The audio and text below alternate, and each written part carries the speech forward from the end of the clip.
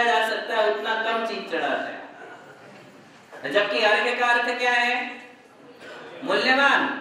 जितनी मेरी सामर्थ्य है उतनी सामर्थ्य वाली वस्तु मैं, मूल्यवान वस्तु मैं भगवान के चरणों में समर्पित करता हूं, इसे कहते हैं अर्घ्य। और बदले में क्या मांग रहे हो? अनर्घ्य पद प्राप्त है। देखिए, समझने की कोशिश करिए। पूरे विधान में आप बैठते हो और विधान में हजारों अर्घ्य आप चढ़ा देते हो। सिद्ध चक्र है, इंद्रध्वज है, कल्पद्रुम विधान है, विधान में बैठते हो और हजारों अर्घ्य चढ़ाते हो, किंतु अर्घ्य शब्द का मतलब नहीं समझ पाते कि अर्घ्य क्यों चढ़ाते हैं। क्यों चढ़ाते हैं? अनर्घ्य पद। तो अनर्घ्य पद क्या है? अर्घ्य का मतलब तो समझ में आ गया कि कोई मूल्यवान वस्तु चढ़ाना, किंतु अनर्घ्य पद क्या है? अनर्घ्य पद का मतलब है जो पद मूल्य देकर के नहीं मिलता है, जिस पद का कोई मूल्य नहीं है, मूल्य से भी जो ऊपर है, अमूल्य है। कैसी है? अमूल्य या अनमोल। अर्घ्य होता है बहुमोल और अनर्घ्य पद होता है अनमोल, जिसका मूल्यांकन नहीं किया जा सकता है, ऐसा पद अनर्घ्य पद कहलाता है। अब वे पद कौन से हैं जिनका मूल्यांकन नहीं किया जा सकता है?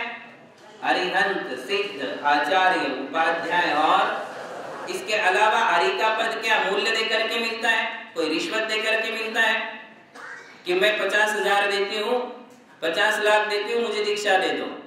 क्या ऐसी दीक्षा मिलती है? नहीं मिलती है। मूल्य देकर के, रिश्वत देकर के, कुछ देकर के जो पद नहीं मिलेगा, किंतु जिसको अनर्घ्य पद, जो अनमोल है, ऐसा पद हम मांग रहे हैं। उसमें सारे पद आ गए। देखिए, अरिहंत, सिद्ध, आचार्य, उपाध्याय, साधु, आर्यिका, एल्लक जी, शुल्लक जी, ये सारे पीछीधारी पद जो भी है वो कौन से पद है? कौन से पद है? इतनी कमजोर आवाज में क्यों बोलते हैं? जोर से बोलो।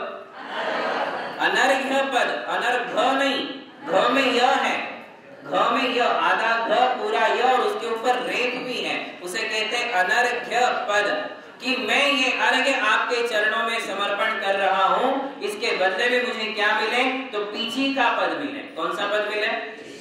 क्योंकि इसमें शांति है। ये नहीं है तो अशांति है, और ये है तो शांति ही शांति है। तो मुझे शांति चाहिए, सुख चाहिए, तो मुझे पंच परमेष्टि वाला पद मिले, इसलिए मैं ये अर्घ्य चढ़ाता हूँ। अनर्घ्य पद प्राप्त है अर्घ्यम निर्वपामि, ऐसा कहकर के हमें वो द्रव्य चढ़ा देना चाहिए। और चढ़ाने के बाद फिर हमारे लिए कायोत्सर्ग करना चाहिए। देखिए अगली स्टेप, आप स्टेप मत भूलिएगा। आज हमने कहां से स्टार्ट किया? कल हम आए थे पहले पंचांग नमस्कार तक, फिर आज हमने क्या किया? भगवान को 3 परिक्रमा लगाई। परिक्रमा के समय हमने देव दर्शन स्तुति बोली। देव दर्शन स्तुति पूर्ण होने के बाद, परिक्रमा पूर्ण होने के बाद पुनः हम अपने स्थान पर आ गए और आकर के हमने भगवान को दूसरा पंचांग नमस्कार किया। दूसरा पंचांग नमस्कार करने के पश्चात हमने द्रव्य चढ़ाया। 5 पुंज, 4 पुंज, 3 पुंज सिद्ध शिला और 1 पुंज चढ़ाकर फिर हमने उदक चंदन बोलते हुए भगवान को एक अर्घ्य चढ़ाया। अब अर्घ्य चढ़ाने के बाद हमें 9 बार नमोकार मंत्र का ध्यान करना है। इसे शास्त्रों में कायोत्सर्ग कहते हैं। क्या कहते हैं? कायोत्सर्ग। कायोत्सर्ग का मतलब है काय यानी शरीर, काय यानी शरीर, उत्सर्ग यानी शरीर को भूल जाना, शरीर की ममता छोड़ देना। अब शरीर को ही भूलने का मतलब क्या है? देखो, शरीर को कई लोग भूल जाते हैं। कई बार आप जब चिंता में खो जाते हो, जब आपके ध्यान में कोई और व्यक्ति होता है, तब भी तो आप शरीर को भूलते हो। समझ रहे बात को? कभी कभी आप ऐसे बैठे रहते हो सोफे पर और सोचते रहते किसी और व्यक्ति के बारे में, तब भी तो आप अपने शरीर को भूले हुए हो। तो क्या वो कायोत्सर्ग कहलाएगा? होता है ना ऐसा? जब आपका किसी में मन लग जाता है, इनका इनमें, इनका इनमें, स्पष्टीकरण करना पड़ता है, तब आप समझते हो। तो जब आपका एक दूसरे में मन लगता है और ऐसे बैठे रहते हो, तो उसका चिंतन कर रहे हो, उसके बारे में सोच रहे हो, तब भी तो आप अपने शरीर को भूले हुए हो। विषयासक्त जीव भी तो अपने शरीर को भूल जाता है, किंतु ऐसे शरीर को भूलना कायोत्सर्ग। यहाँ शरीर को लेकर के हर संसारी वस्तु को, हर संसारी व्यक्ति को भूल जाना कायोत्सर्ग है। ऐसा नहीं कि शरीर को भूल करके दुकान को याद करना, शरीर को भूल जाना और घर को याद करना, शरीर को भूल जाना और अपने कस्टमर्स को याद करना, फिर वो कायोत्सर्ग नहीं कहलाएगा। कायोत्सर्ग में किस किस को भूलना है? शरीर को लेकर के अपने परिवार, अपनी संपत्ति, अपने मित्र, बाहर की सारी दुनिया से बेखबर हो जाना, शरीर को लेकर सबको भूल जाना, और फिर क्या करना? केवल पंच नमस्कार मंत्र का ध्यान करना। नमो अरहंताणम, नमो सिद्धाणम, नमो आईरियाणम, नमो उवज्झायाणम, नमो लोए। ऐसा कितनी बार बोलना? 9 बार। आप काउंटिंग कर सकते हो अपने राइट हैंड से। देखिए अपने राइट हैंड को लीजिए। राइट हैंड में जो ये आपकी फिंगर्स है, उसमें जो मिडल फिंगर है, ये बीच वाली जो फिंगर है, उसका जो मिडल सेक्शन है, ये बीच वाला पार्ट, यहां से काउंटिंग स्टार्ट करें। कईयों को नहीं आता होगा, इसके लिए हम बता रहे हैं कि यहां से काउंटिंग स्टार्ट करें। 1 2 3 4 5 6 7 8 और 9, ऐसी काउंटिंग स्टार्ट होगी और 9 बार आपको काउंट करना है। ये 3 अंगुलियों का प्रयोग है, अंगूठे से हम काउंटिंग करते हैं। कहते हैं कि ऐसा करने से कोई ओम का आकार बनता है। ये प्राचीन परंपरा है। लेफ्ट हैंड से नहीं करते, राइट हैंड से नहीं करते, और ऐसी ही काउंटिंग करते। काउंटिंग तो कैसे भी करो, 9 आप कहीं से भी कर सकते हो, किंतु ऐसा करने की एक परंपरा है, शास्त्र परंपरा है या प्राचीन परंपरा है, तो हम उसको फॉलो करें। और ऐसे हाथ दोनों आपके लटके हुए, आप खड़े हो, द्रव्य चढ़ा दिया, द्रव्य चढ़ाने के बाद आप खड़े हो, और खड़े होकर के दोनों हाथ आपके लटके हुए, बिल्कुल भगवान बाहुबली के समान, बाहुबली भगवान के समान आप खड़े हो, और खड़े होकर के आप नीचे ही नीचे काउंट कर रहे हो। कईयों की साधना होती है, वो लोग बिना काउंट किए ही 9 बार नमोकार बोल लेते हैं और 9 पर ही रुकते हैं। तो ऐसे भी कई लोग करते हैं, किंतु अपनी प्राथमिक अवस्था है तो हम यहाँ से काउंट करें, यहाँ पूरा नमोकार मंत्र बोले। ऐसा नहीं नमो अरहंताणम, नमो सिद्धाणम, वो तो बहुत जल्दी हो जाएगा। इस पर आपको पूरा नमोकार बोलना है, फिर यहाँ आना, फिर पूरा नमोकार बोलना। ऐसे आपको पूरे 9 जगह आना है और पूरा नमोकार बोलना। इसे क्या कहेंगे? कायोत्सर्ग। क्या कहेंगे? मतलब उस समय 9 बार नमोकार बोलते समय आपने अपना मन भी पूरा नमोकार के स्मरण में लगाया है। आपका मन और कहीं भी नहीं है, सब जगह से छूट गया है, इसलिए उसे कहते हैं कायोत्सर्ग। ऐसा कितनी बार करना? 9 बार नमोकार। इसे एक कायोत्सर्ग कहते हैं। तो एक कायोत्सर्ग हमने किया, बिल्कुल भगवान बाहुबली के समान। गोमटेश्वर बाहुबली देखे ना श्रवण बेलगोला के, कैसे खड़े ध्यानस्थ, वैसे बिल्कुल बिना हिले डुले। सिर्फ काउंटिंग के लिए ये अंगूठा हिलेगा, बाकी आपके बॉडी का कोई भी पार्ट उस समय हिलना नहीं चाहिए, बिल्कुल स्थिर हो जाना, पाँव नहीं हिलाना, है ना। तो ऐसे कई लोग ऐसे गिनते खड़े होकर के, ऐसे भी नहीं गिनना, बिल्कुल बाहुबली भगवान के समान ही खड़े होकर के। आंखें चाहो तो बंद कर सकते हो, चाहे तो आप भगवान की मुख मुद्रा पर उसे टिका सकते हो। ऐसी पोजीशन में आपके लिए 9 बार नमोकार बोलना, और नमोकार बोलने के बाद ये कायोत्सर्ग करने के पश्चात फिर हम तीसरा और अंतिम पंचांग नमस्कार भगवान को करेंगे। अब ये कौन सा प्रणाम होगा? तीसरा, ये अंतिम है। इसके पश्चात हमारी देव दर्शन विधि पूर्ण हो जाती है। बोलने में और समझाने में देर लगती है, समझने में देर लगती है। जब आपको प्रैक्टिस हो जाएगी तो भगवान के दर्शन करने में मैक्सिमम 7 मिनट लगेंगे। कितने?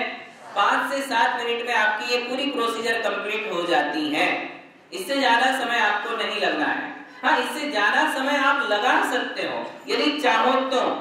यदि आप भगवान के बारे में खूब विचार कर सकते हो, भगवान के बारे में सोच सकते हो, कोई अच्छी स्तुति गाने की आपकी इच्छा हो, भक्तामर जी कहने की इच्छा हो, तो आपको दर्शन में देर लग सकती है, किंतु मिनिमम आपको कितना समय लगेगा? 5 से 7 मिनट तो आपको दर्शन में लगेगा। इससे ज्यादा आपके ऊपर निर्भर करता है। अब आप तीसरी बार पंचांग नमस्कार करोगे तो तीसरे पंचांग नमस्कार में हमें वैसे ही बैठना है गवासन में। गवासन में बैठ करके फिर पुनः 3 आवर्त करना है, एक शिरोन्नति करना है और पंचांग नमस्कार करना है। किंतु इस समय आपके लिए भगवान के पास कुछ याचना करना है। क्या करना है? प्रार्थना करना है। भाई हमने दर्शन किए तो कुछ तो अपनी डिमांड भगवान के सामने रखोगे कि नहीं? नहीं रखोगे? भाई हमने समय निकाल करके हम भगवान के पास आए हैं और समय निकाल करके हमने दर्शन किया है, द्रव्य चढ़ाया है, विधि पूर्वक प्रणाम किया है, तो कोई एक प्रार्थना तो भगवान के सामने करना चाहिए।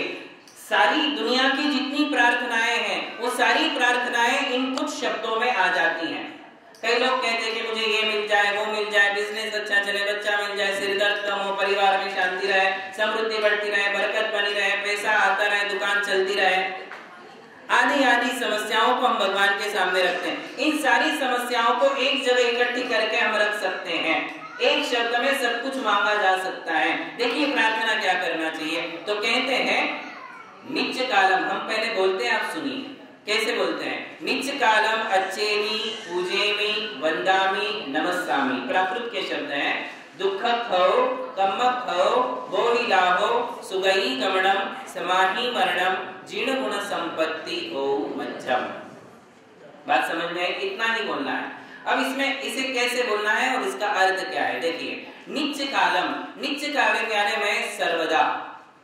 वैसे समय अपना हो चुका है, इस विषय को हम यदि कल ले ले तो ज्यादा बेटर रहेगा, हम अच्छे से समझा पाएंगे। नहीं तो कम समय में हमें बहुत सारा कहना पड़ेगा और हम जल्दी जल्दी कर देंगे। इसलिए इस विषय को हम कल कहेंगे कि इन पंक्तियों का अर्थ कैसा है, किंतु इसे कैसे कहना चाहिए इसकी एक विधि है, वो समझ लीजिए। कल भी और एक बार बताएंगे।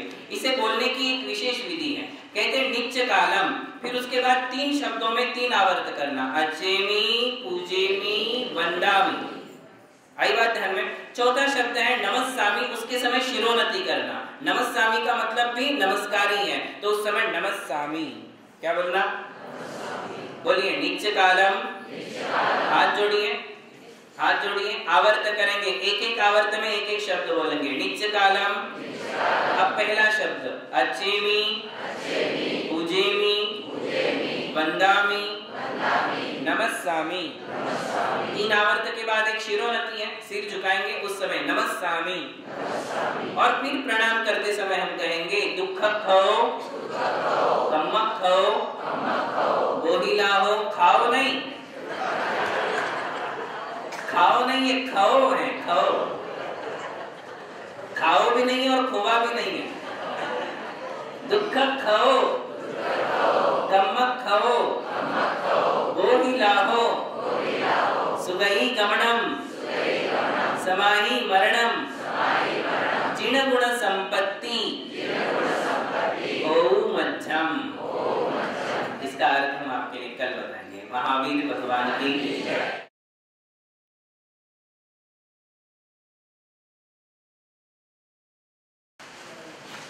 देव दर्शन विधि चल रही है। देव दर्शन के विषय में एक बहुत ही सुंदर बात एक स्तोत्र में आई और उसमें उन्होंने कहा स्वामिन अद्य विनिर्गतोस्मि जननी गर्भांग धूपोदरे दद्योद्घाटित दृष्टिरस्मि फलवत् जन्मास्मि चाद्य स्फुटम्।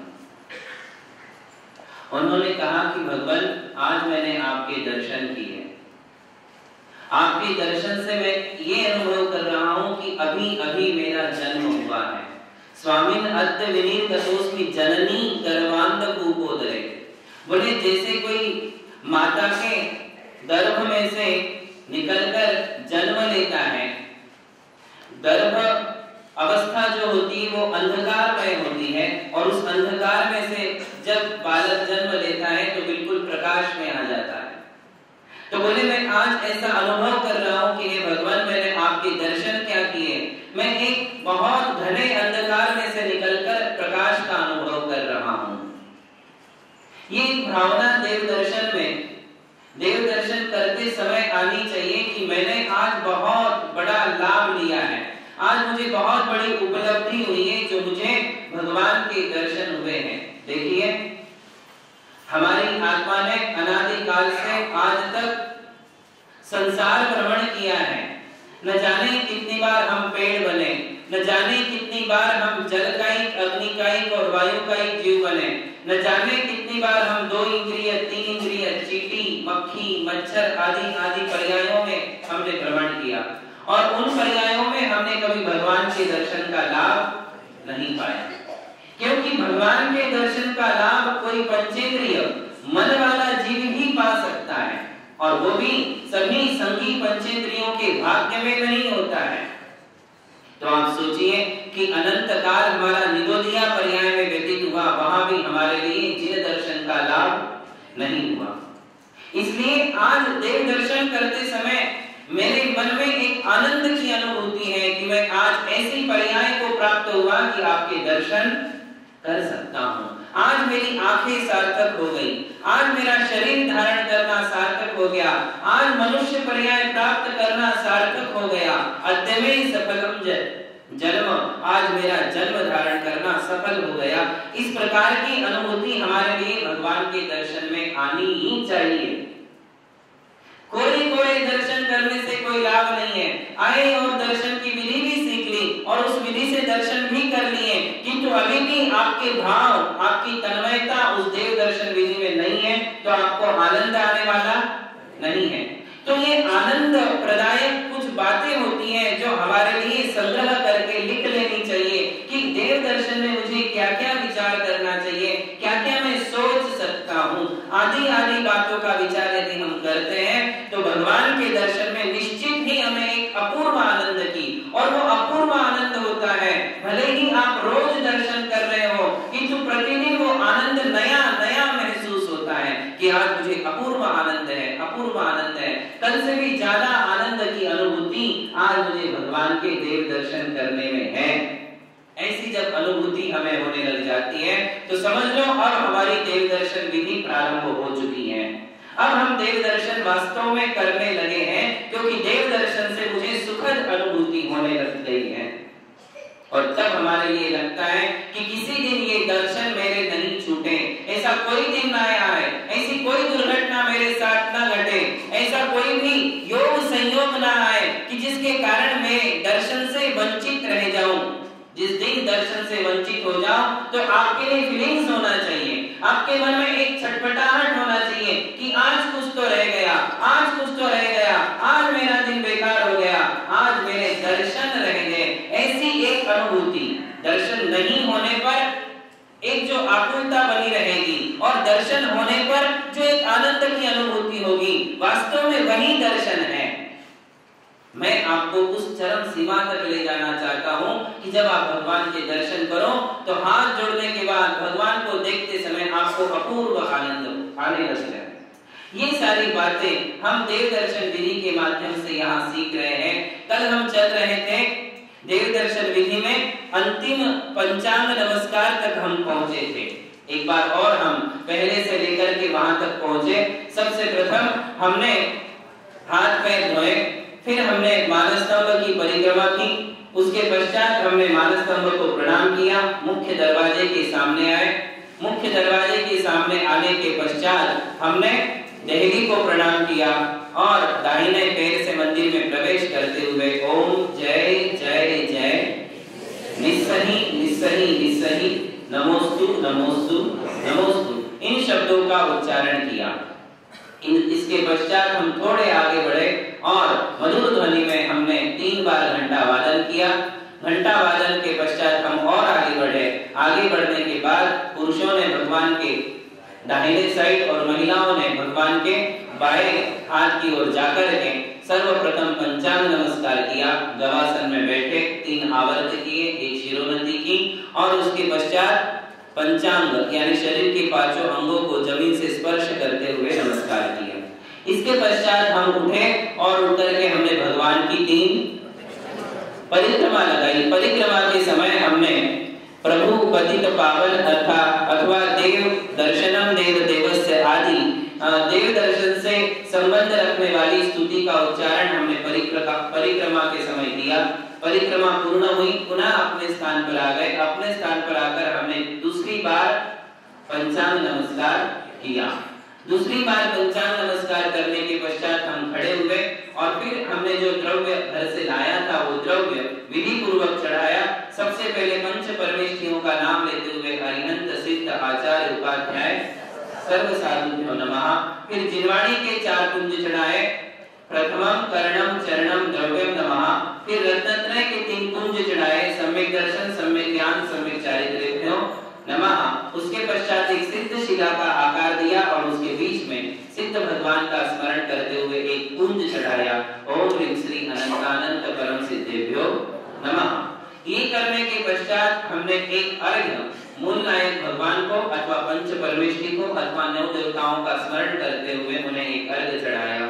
उदक चंदन तंदुल पुष्पकै चरु सुदीप सुधूप फलार्घ्यकै धवल मंगल गान रवाकुलै जिन गृहे जिननाथ महाम्यजे। इस प्रकार कहते हुए ओम ह्रीं श्री पार्श्वनाथ जिनेन्द्राय अनर्घ्य पद प्राप्तये अर्घ्यम निर्वपामि स्वाहा। ये कहते हुए हमने अर्घ्य चढ़ाया। अर्घ्य चढ़ाने के पश्चात क्या किया? कायोत्सर्ग किया। क्या किया? कायोत्सर्ग। शरीर को आदि लेकर के, परिवार आदि का ममत्व भूल करके हम केवल पंच नमस्कार मंत्र का स्मरण किए और उसमें 9 बार नमोकार मंत्र का हमने ध्यान किया। वो एक कायोत्सर्ग स्थिरता पूर्वक करके उसके पश्चात हमने अंतिम पंचांग नमस्कार किया। देखिए, ये रिवाइज करना ही पड़ता है। भगवान आदिनाथ के समय जो थे, ये या 23 तीर्थंकरों के समय जो थे, वे संक्षेप बुद्धि शिष्य थे। कैसे थे? संक्षेप बुद्धि, थोड़ा सा बता दिया और पूरा समझ गए।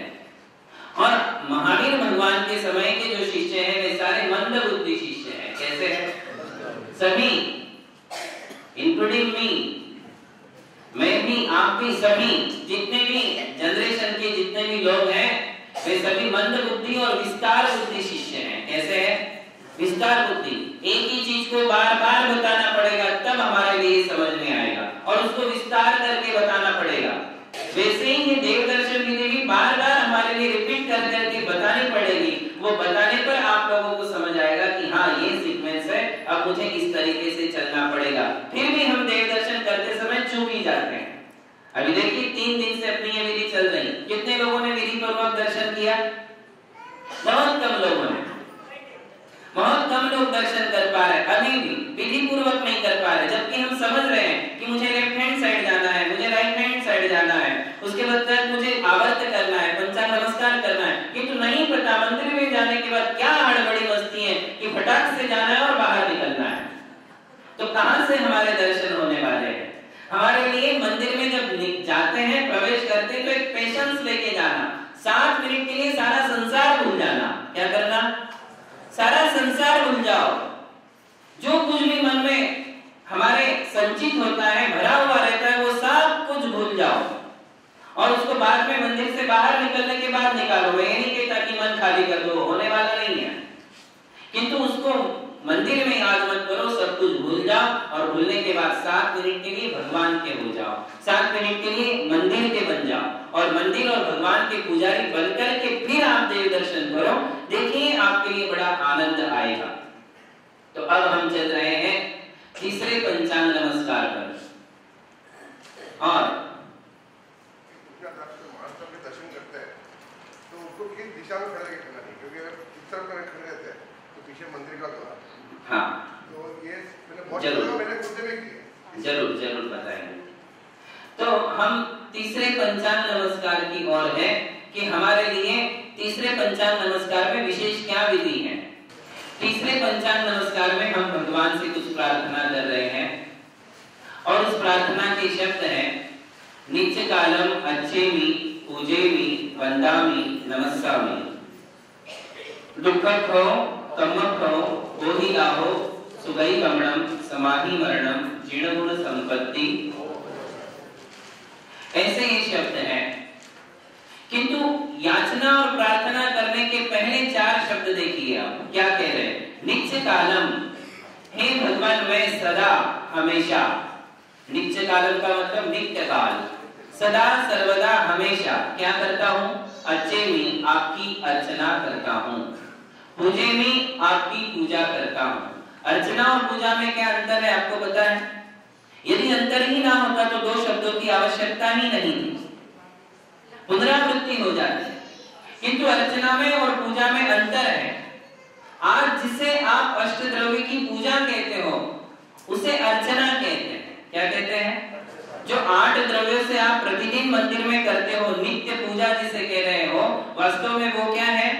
अर्चना है। नित्य पूजा का नाम है अर्चना। और जो नैमित्तिक होती है, जिसमें हम विधान करते हैं, सिद्ध चक्र, वो पूजा कहलाती है। जिसे हम आज विधान कह रहे हैं, एक्चुअल में वो क्या है? वो पूजा है। सिद्ध चक्र पूजा, इंद्रध्वज पूजा, समम शरण पूजा, सर्वतोभद्र पूजा। पूजा कहते हैं नैमित्तिक, जो किसी अवसर पर किया जाता है। रक्षाबंधन के उपलक्ष्य में जो किया जाए, अष्टालिका पर्व के उपलक्ष्य में जो किया जाए, जो लगातार चले, 8-8 दिन तक चले, उसे हम क्या कहते हैं? पूजा। वास्तविक पूजा का अर्थ ये। और जो हम प्रतिदिन करते हैं उसे क्या कहते हैं? अर्चना। तो यहाँ कह रहे कि नित्य कालम अर्चेमी पूजेमी, हे भगवान मैं आपकी अर्चना करता हूँ और आपकी पूजा करता हूँ। उसके बाद कहते हैं कि वंदामी, मैं आपकी वंदना करता हूँ। क्या करता हूँ? वंदना करता हूँ। और फिर कहते हैं कि नमस्कामी, मैं आपको नमस्कार करता हूँ। अब वंदना में और नमस्कार में क्या अंतर है? वंदना जो होती है वो भक्ति पूर्वक होती है। कैसी? जैसे चैत्य भक्ति, पंचगुरु भक्ति, समाधि भक्ति आदि भक्तियों का पाठ बोल करके जो की जाती है उसे वंदना कहते हैं। और नमस्कार कहते हैं पंचांग नमस्कार, जो हमने सीखा उसे क्या कहते हैं? नमस्कार। पंचांग पूर्वक जो किया जा रहा है, झुका जा रहा है, उसे नमस्कार कहते हैं। और वंदना में स्तुति स्तोत्रों का उच्चारण किया जाता है, भक्ति पाठ बोले जाते हैं, तत्पूर्वक जो होती है उसे वंदना कहते हैं। तो ये चारों अलग अलग है। मैं आपकी अर्चना करता हूँ, पूजा करता हूँ, वंदना करता हूँ और नमस्कार। आप तो एक बार बोलोगे, मुनिराज कितनी बार बोलते हैं आपको पता है? मुनि कम से कम पूरे दिन में कम से कम 28 बार बोलते हैं। कितनी बार? 28 उसकी कृति कर्म होते हैं, सुबह से लेकर के शाम तक, रात तक। 4 बार स्वाध्याय, 3 बार सामायिक, 2 बार प्रतिक्रमण आदि, मतलब मिनिमम 28 बार और मैक्सिमम और ज्यादा हो सकते हैं। छोटी छोटी भक्तियां होती है, उसमें भी अंत में हर बार मुनि बोलते हैं नित्य कालम अच्छेमी पूजेमी वंदामी नमस्कामी, दुख खो कम खो बोधिला हो आदि। देखिए आप इसमें एक बात समझने की कोशिश करिए। हमने पूरा देव दर्शन किया और देव दर्शन के बाद हम ये भावना कर रहे हैं, याचना कर रहे हैं कि मुझे क्या मिले। किंतु मुझे क्या मिले, इसके पहले ये 4 शब्द हैं कि मेरा कर्तव्य क्या है, मैं क्या करता हूँ। पहले करोगे फिर मिलेगा, कुछ करोगे नहीं तो मिलेगा क्या। ये जो प्राकृत के शब्द हैं, इनसे हमें शिक्षा मिल रही है कि पहले कुछ करो। क्या करो? अर्चना करो, पूजा करो, वंदना करो, नमस्कार करो और उसके बाद मांगो। कुछ करोगे ही नहीं और सीधा सीधा भगवान को बोलोगे कि मेरा काम करो, मेरा काम हो जाए, मेरे ये सारी समस्याएं निपट जाए। यदि आप ऐसा करोगे तो मिलने वाला नहीं है। पहले गाय के थन को थोड़ा सा पानी लगाओ तो उसके बाद गाय क्या देगी? दूध देगी। थोड़ा पानी तो लगाना पड़ेगा, अपना योगदान तो लगाना पड़ेगा, अपने मन को, अपने वचन को, अपनी काया को, अपने धन को, ये 4 चीजें आपको लगानी पड़ेगी। ये 4 चीजें किस रूप में लगाओगे? अर्चना, पूजा, वंदना और नमस्कार। क्या क्या लगेगा उसमें आपका? मन, वचन, काय और धन। क्या क्या लगेगा? मन, वचन, तन, तन यानी शरीर और धन। ये 4 चीजें आपको किसमें लगानी है? अर्चना, पूजा, वंदना और नमस्कार। इन चारों में आपको ये अपनी 4 चीजें योगदान देना है। जब ये योगदान होगा उसके बाद आप प्रार्थना के अधिकारी हो। और प्रार्थना फिर हम करेंगे कि दुख खो। क्या बोलेंगे? देखिए सबसे पहले क्या मांगा? क्या मांगा गया? मेरे दुखों का नाश हो। जब तक दुख का नाश नहीं होगा, जब तक हमारे परिवार में, हमारे मन में दुख दर्द बने रहेंगे, तब तक हम अच्छे तरीके से धर्म भी नहीं कर पाएंगे और संसार और गृहस्थी भी नहीं चला पाएंगे। आपकी भावनाओं का ध्यान रखा गया है। कई लोग बोलते हैं कि क्या भगवान के सामने ये कहते हो, क्यों भगवान के सामने रोते हो? अरे तो किसके सामने रोएगा आदमी? किसके पास मांगेगा आदमी? ये आज कई लोग कुछ ज्ञानी और विद्वान लोग ये समझाने लगे कि भगवान के पास नहीं मांगना तो किसके पास मांगना। और रोज तो आप पूजा में कहते हो, जो मैं कहूँ और सो तो न मिटे उर भार, मेरी तो सो बनी ताते करूं पुकार। क्या कहते हैं, क्या कहा इसमें, जो मैं कहूँ और सो, यदि मैं दूसरों को कहूंगा तो न मिटे उर भार, मेरे दिल का भार कम नहीं होता है बल्कि बढ़ता है। दुनिया में किसी के भी पास जाकर के अपेक्षा करोगे तो आपकी अपेक्षाओं की पूर्ति होने वाली नहीं है। आपकी अपेक्षाएं भंग हो सकती हैं, आपकी अपेक्षाएं टूट सकती हैं, आपकी उम्मीदों पर पानी फिर सकता है। वो तुम्हारे दुखों को कम कर पाए या नहीं कर पाए, दुखों को बढ़ा सकते हैं, तुम्हें हर्ट कर सकते हैं। तो हम जाएंगे कहां, किसके पास रोएंगे बताओ तो। एक तीन लोग के नाथ, तीन लोग के अधिपति भगवान ही तो हैं, जिनके चरणों में जाकर के हम अपने सारे दुख दर्द रो सकते हैं। महावीर भगवान की